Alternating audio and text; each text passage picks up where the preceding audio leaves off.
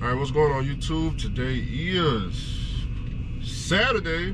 We're in the oil field with JPTV 3000, all the way from North Dakota, owner, operator, carrier, got his own authority, got his own truck, got his own trailer, been in the oil field, made the money, made the investments, and he's right here with me, with Andrew in Texas, to do a good interview and give y'all some of this good information, this good knowledge, and this good game.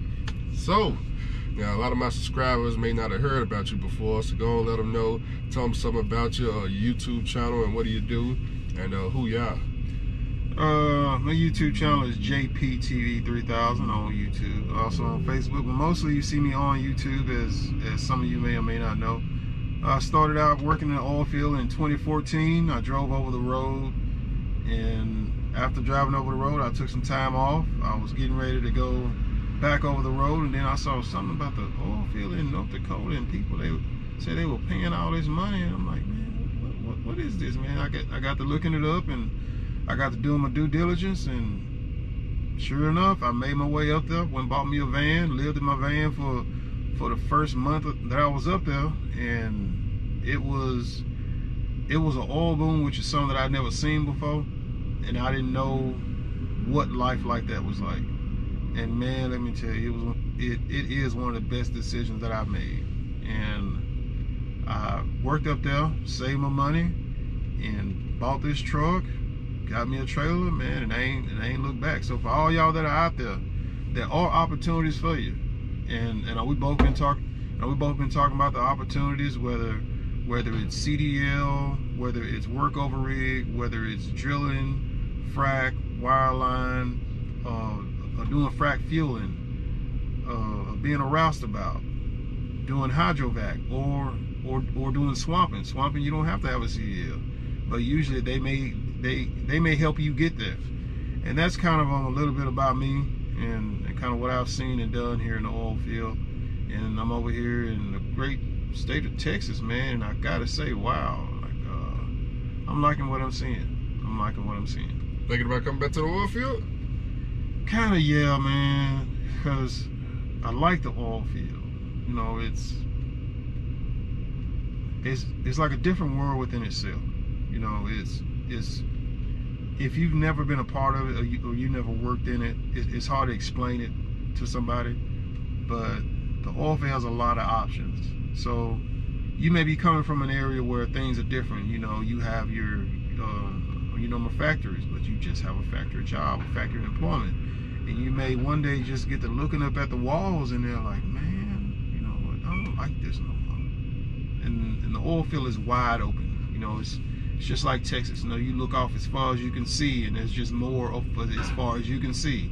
And the opportunities here are the same way. You know, go ahead. And when you say the opportunities, you know, you got some people to watch the video that don't have a CDL but want to come to the oil field. You got those type of people. Then you got the people that just got the CDL, want to get in the oil field. So for the people that don't have a CDL, they don't want to be a truck driver but want to come to the oil field, what type of opportunities are there for those type of people? What can they do? How can they earn the most money? And where do they get experience, I guess, to come out here? Alright, I'm gonna say this to everybody, because I done told this to everybody that I meet. Come to work, be on time, do your job, mind your business, don't harass your coworkers. That's all everybody out here looking for. When it comes to opportunities that are non-CDL related, or non-CDL and you don't really have to have that much experience, we have to break it down into the different categories. A fuel tech. A fuel tech is the guy who he goes out with the driver, and that's if they have a driver and a fuel tech. They'll be fueling up the fracs depending on where you're at and on what company it is.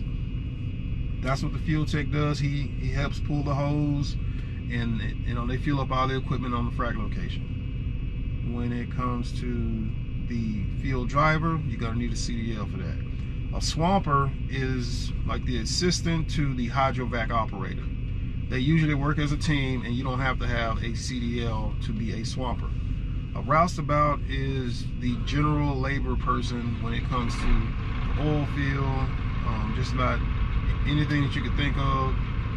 That's what a roustabout is. Roustabout is going to be everything from doing some kind of electrical work to building the oil pads, assembling the tank batteries and stuff. And roustabout also goes into pipelining because you've got some general labor. So whenever you think of roustabout, think general labor, but don't think of it in a negative connotation. Think of it as a positive connotation, because usually a roustabout in the oil field is going to learn a variety of different things. And as long as you're willing to learn and you're interested in doing it and you take it seriously and you show initiative, man, people are going to teach you to do just about everything that you could possibly think of. Trying to think of another one.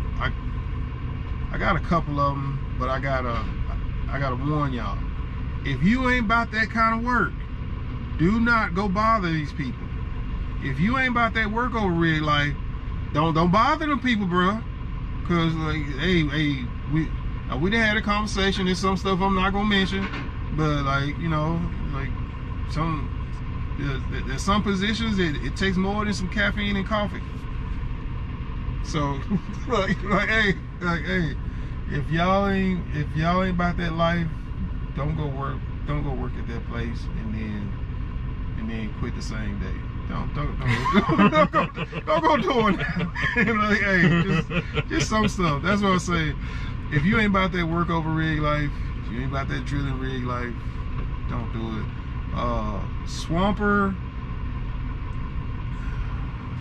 There's a video on my YouTube channel, and I think it's the very beginning of it, where this guy he's swamping out the pits at the wash bay at the place that I worked at, and I can tell y'all, what was in that wash bay is the nastiest, most disgusting stuff you could think of, because everything that we washed out of our pumps, from the H2S to the frac fluid, got washed into that pit, and then when they drained the water out of it, what was left, which is what he's walking in, and he's squeegeeing into that hydrovac, is H2S nastiness of every kind that you could possibly think of. So hydrovac, that's like a dude that walk around vacuuming the stuff up into a tank? Like he got a hose or something, like a vacuum hose? It ain't like that. You ever seen, it's like a smaller tank, but it's got a bigger hose sitting over the top of it. It's usually coming out the back. That hose is probably about 8 inches big. Okay. That's a hydrovac. It's a vacuum, but it's a super vacuum.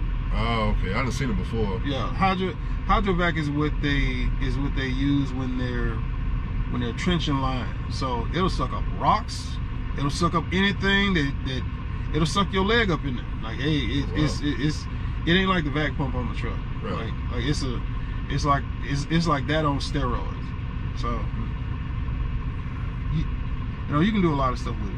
But that's what a hydrovac is, and ain't no hydrovac out here right now. I think I got a couple of videos with some guys doing some hydrovac work, and it's a dirty job, so just expect it and just be ready for it. What's the pay like with that type of job? As an operator or as the swamper? Or both? Yeah, I say both. Swamper, you're gonna be around $18 an hour to $20 an hour, and when they've got work, they've usually got all the work you could possibly think of. You know, they usually keep their people busy. The driver is usually gonna be, I know Badger, when I was in North Dakota, was like the highest paying hydrovac company, but Badger has the best equipment because Badger is one of the companies that has engineered hydrovac equipment. Right. And their stuff works. I mean, but their drivers was like $32, $35 an hour, and that was starting out. I think at the time when I went to talk to them, they said we'll start you out at 28, and then after 90 days it'd be like 32 or something like that. And how many hours they work a week for both the swamper and the hydrovac? Depends on the job. Just expect 12 hours and beyond. So maybe out there for 12 hours, maybe out there for 2 days. So, like, hey, 12 hours a day? no, like you may be out there for 12 hours, and you may be out there for 2 days. Oh, just non-stop work. Yeah. Oh, so they making bank here. Yeah. So it gets into that. I think overtime after 40? Yeah. Oh, That's so overtime. Yeah, that's automatic. Plus if you go with Badger, and like I said, most of what I'm experienced with is North Dakota. So Badger, SM Fencing,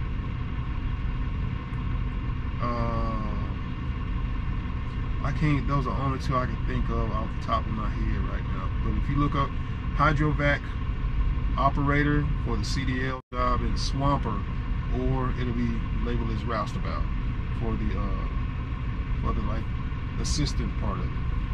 Fuel tech. Now this is one I want to get into, because for me, dude, fuel is something that I would frac fuel is something that I would go back to the oil field for, because I like it. I got some videos with me and Jeff doing frac fueling. I don't have any videos of us actually like pulling the hose, filling up the equipment and stuff. He may have some, but a frac fueler is you'll either drive out to location in a pickup truck, or y'all will take a bulk tanker out to location, and then y'all will top everything off at the beginning of the shift. Then you'll usually sit there for 2.5 hours, go to sleep. Whatever, you go to sleep, it's fine. You know, just park somewhere where can't nobody see you sleep. That sounds familiar. You know, you see them out there. I used to back in the day, but not no more. You talking about the guys that bring like the gasoline tanker and they sit off like off location, and the Class B vehicles go and refuel from them, and then they go back to the frac. Right. Yeah, them. So they still, well, see, they don't do that around here no more. They do the automated stuff. It's automated? You know, like Robinson Oil. Okay, I heard of them before. Alright. And I didn't know they were down here until I saw one of their trucks. Well, now, see, back in the day, they used to have a Class B vehicle sit on location and refuel everything. Now, the way they're doing it, they got regular pickup trucks that come with the tank on the back, like on the back of the pickup truck. Yeah. And they do the fuel that way now. Oh, okay. Because I have... Like, I don't know if those guys are independent or how does that work? It's the same thing, because it's usually a company, because when you're doing a frac, like they're gonna run through some fuel. Right. So for them, they usually will have a bulk tanker, like it'll be like like you said, a Class B. Right. And like they'll pull the hose out the back, and then they'll fuel everything up. And once they do a round of fueling everything, you got like an hour and a half, 2 hours, maybe sometimes even 3 hours. You do whatever the hell, you play on your phone. Me and Jeff will sit there and watch movies, and then by the time the movie's over with, time to go make another round. Wow. Because after we finish the round, come back, finish watching that movie, put another movie on. By the time that movie's over with, go make another round. 3-4 movies. It's time to go to the house, bruh. And y'all was getting paid by the hour just to pretty much sit? Yeah. Let's see. And we were doing it through a temp agency, so we weren't even getting like the full pay. I think Jeff went full time with them. I went to go haul water. And as a temp, it was like $17 an hour, but they provided housing out in on the reservation. Doggone, what's the name of this place? Mandaree, yeah, in Mandaree. This is at Creek Oilfield Services. I don't know if they still name the same thing now, but they might be hiring. You have to look up Creek Oilfield Services or SBG. Another company that does oil, frac fueling and fueling is Pinnacle in North Dakota. They do a 1 day on, 1 day off, and with Pinnacle, they have some positions where you don't have to have your CDL, and they around that $18 an hour, $20 an hour, and it'll be the same thing. Go out, fuel everything up, and I may have to let my hood down because that dude got too close to my truck. He was definitely close. Pinnacle. Another one is Atlas. Atlas does frac fueling, and they also do the automated fueling system. So that's one. Anything with building the well pad. You said it's called frac fueling? That's the name of the position? It's either frac fueling or frac tech. Okay. Y'all got that? So if y'all need positions, that's what you got to go on Indeed or Google. And do your research if you don't got that CDL, so you can still get to the bank in the oil field. Now, hey man, you did bring up a good point about a company. Halliburton ain't the best paying company. But they take starters, don't they? They take starters, and Halliburton, I've heard this from every guy that I've worked with.